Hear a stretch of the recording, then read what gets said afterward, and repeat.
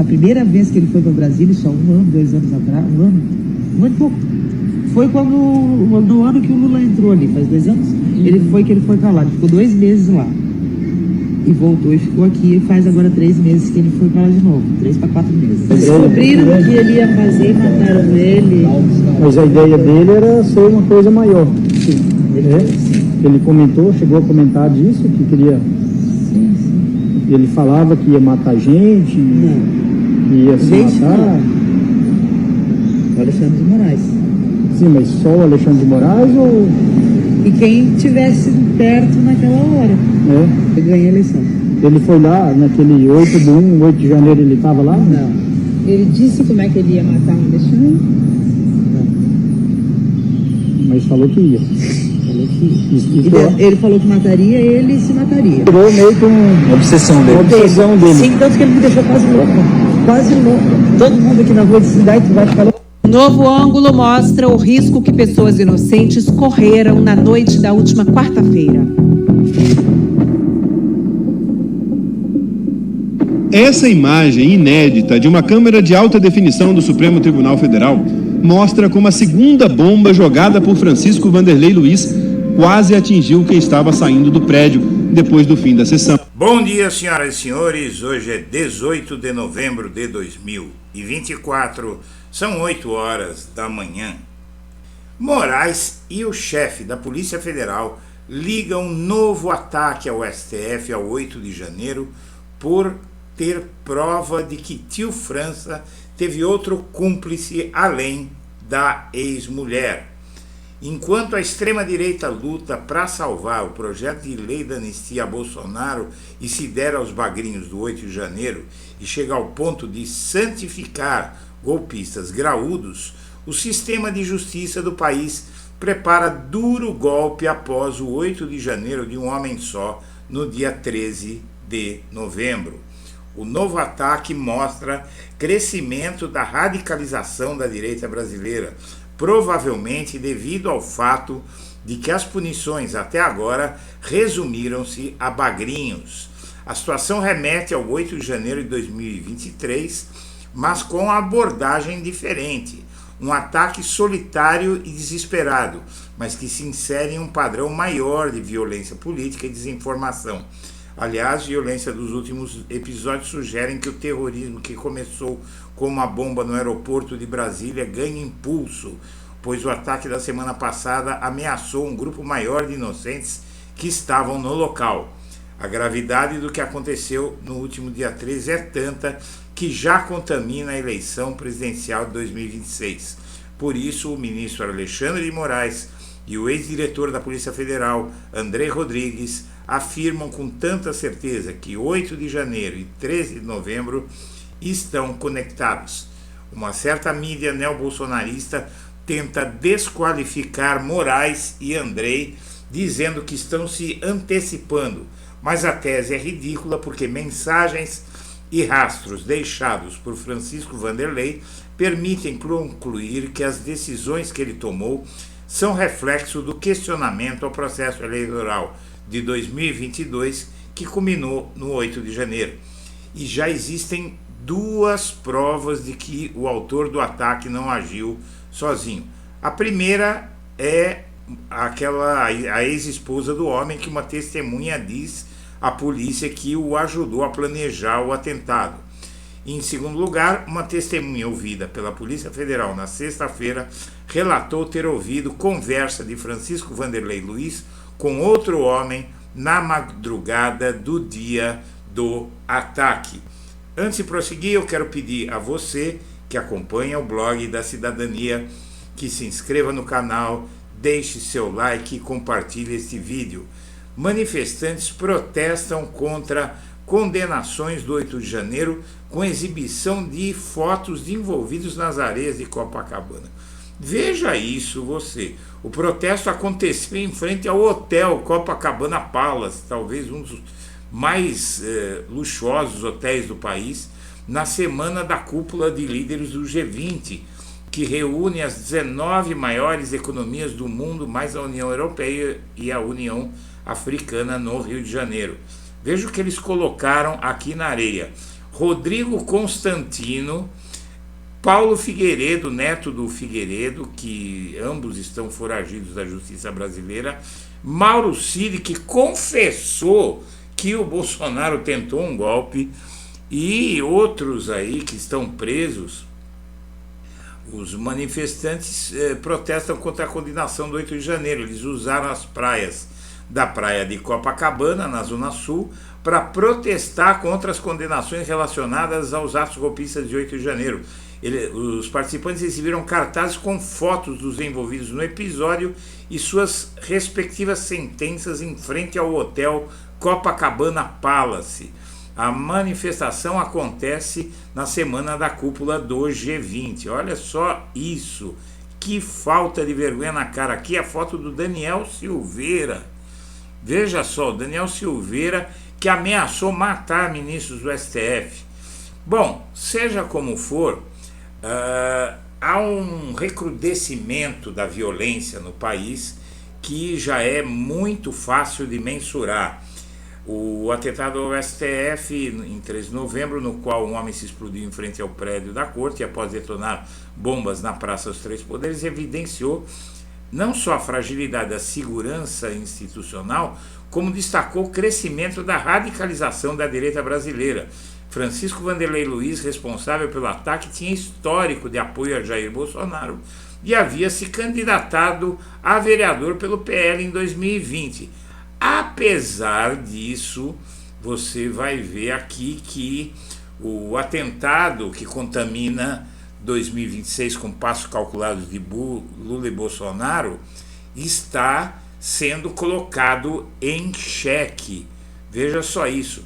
O jornal Folha de São Paulo critica o Alexandre de Moraes e o chefe da PF, o Andrei Rodrigues, por anteciparem conclusões ao atrelar o inquérito do atentado ao 8 de janeiro. O ministro do STF Andrei conecta o caso com as outras investigações e comentários sobre apurações em andamento sob sigilo se tornam frequentes. Eles dizem que ambos disseram que o atentado não foi um fato isolado e criticaram a possibilidade de anistia ao 8 de janeiro. E dizem que, segundo especialistas, a eventual conexão do atentado com as ações golpistas do 8 de janeiro ainda carece de provas. Que aqui o Reinaldo Azevedo, ele bem explica, minha amiga, meu amigo, como é que essa tese é ridícula de que a Polícia Federal e a PF anteciparam juízo sobre o ato. Na verdade, a partir dessa premissa, podemos dizer o seguinte, que não apenas Moraes e Rodrigues, mas também o presidente do Supremo, Roberto Barroso, o decano do Tribunal, Gilmar Mendes, também estão se precipitando. O que todos eles fizeram em suas respectivas falas foi ligar a ação do lobo solitário, que não é tão solitário assim, que agiu na quarta passada, a cadeia de eventos e as pregações que antecederam as respectivas sedes dos três poderes. Não se trata de saber ainda que se deva apurar no detalhe as eventuais ligações do tal tio França com condenados e réus do 8 de janeiro. Mas é preciso constatar o óbvio, os episódios separados no tempo por 1 ano e 10 meses têm a mesma origem. Não é? O sujeito ele agiu claramente, declaradamente, porque o Bolsonaro perdeu a eleição e eles não aceitam a postura do STF, as investigações, e não aceitam a vitória do Lula. Não só o tal tio França, como a mulher dele, que na entrevista dela que você viu agora, ela ironiza, inclusive, a tentativa do maluco aí de matar o Alexandre de Moraes, dizendo que ele não era agente, e rindo, inclusive, né? E você veja que a calma dela contrasta com o que ela fez ontem. E o que é que ela fez ontem? Uma testemunha disse à polícia que a ex-esposa do Homem-Bomba ajudou a planejar o atentado. O relato foi dado por uma vizinha que presenciou o incêndio em um imóvel do suspeito. Na verdade, Essa senhora que você viu falando aí no vídeo, ela ateou fogo à casa dela.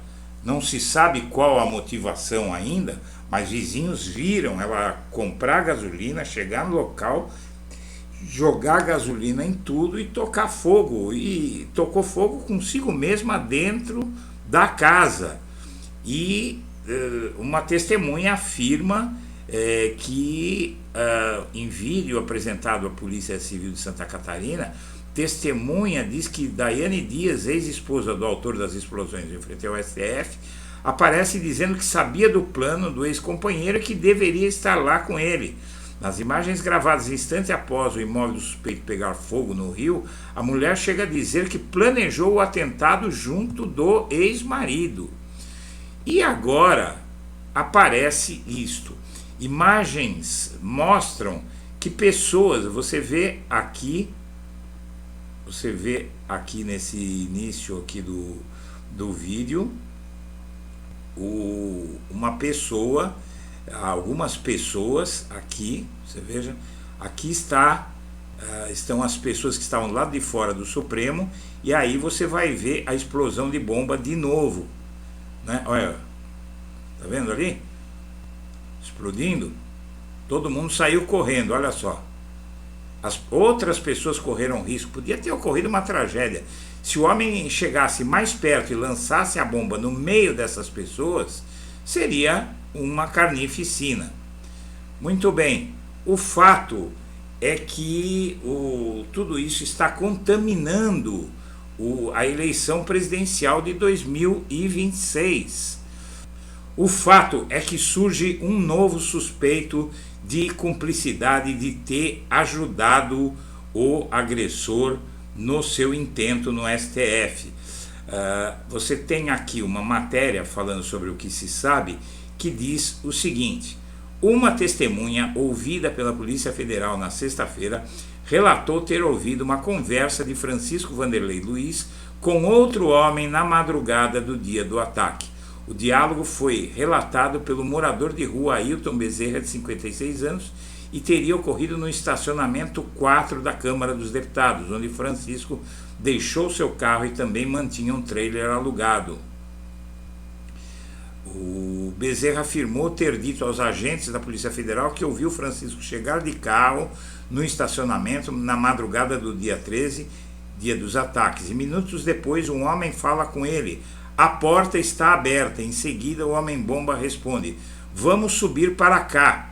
Então aí, minha amiga, meu amigo, já há indícios que embasam as investigações de que há uma organização criminosa por trás de tudo isso. Para concluir, é o seguinte: juristas defendem incluir motivação política na lei antiterrorismo em vigor desde 2016. O que acontece é o seguinte: essa lei ela foi criada pelo Michel Temer para coibir movimentos sociais, para impedir manifestações contra o golpe dado por Temer na Dilma Rousseff. E então não tem motivação política no crime de terrorismo, veja só, que é a maior característica desse tipo de ação de atentados, é a questão política. Então já está sendo defendido por muitos juristas que seja incluído nessa lei a motivação política. Senhoras e senhores, eu agradeço a atenção e deixo meu abraço para todo mundo.